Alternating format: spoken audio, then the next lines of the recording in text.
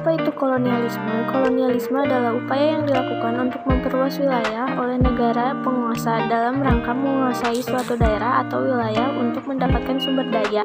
Kolonialisme umumnya dilakukan untuk negara yang memiliki kekuatan lebih dibandingkan dengan negara lain. Kapan Belanda kembali berkuasa di Indonesia, yaitu pada tanggal 19 Agustus 1816. Belanda resmi berkuasa kembali di Indonesia dan menerapkan kebijakan. Setelah kembali ke tangan Belanda, Indonesia diperintahkan oleh badan baru yang diberi nama Komisaris Jenderal. Bagaimana? Yang pertama dengan cara monopoli perdagangan. Terjadi kegiatan monopoli yang dilakukan bangsa barat untuk menguasai perdagangan Indonesia. Lalu yang kedua dengan cara kerja paksa, sedangkan yang ketiga dengan sistem sewa tanah Raffles, lalu yang terakhir dengan cara tanam paksa. Apa sih tujuannya Belanda datang ke Indonesia? Tujuan Belanda datang ke Indonesia yakni untuk berdagang dan mendapatkan rempah-rempah dengan harga yang sangat murah.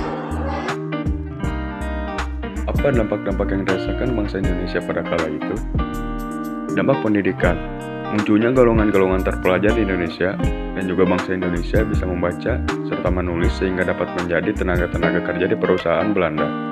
Sedangkan pada dampak politik, para bupati dijadikan pegawai negeri dan gaji. Dan juga bupati dijadikan alat kekuasaan pemerintah kolonial dan hukum yang dulu menggunakan hukum adat diubah menjadi sistem hukum barat modern. Sedangkan dampak sosial yang dirasakan, munculnya kelompok timur asing Eropa dan pribumi menjadi mobilitas sosial berupa transmigrasi untuk pemenuhan kebutuhan tenaga kerja, dan juga muncul golongan buruh dan majikan. Lalu yang terakhir, ada dampak ekonomi. Dampak ekonomi yang dirasakan masyarakat Indonesia pada kala itu, yaitu masyarakat Indonesia menjadi mengetahui sistem liberalis dan kapitalis.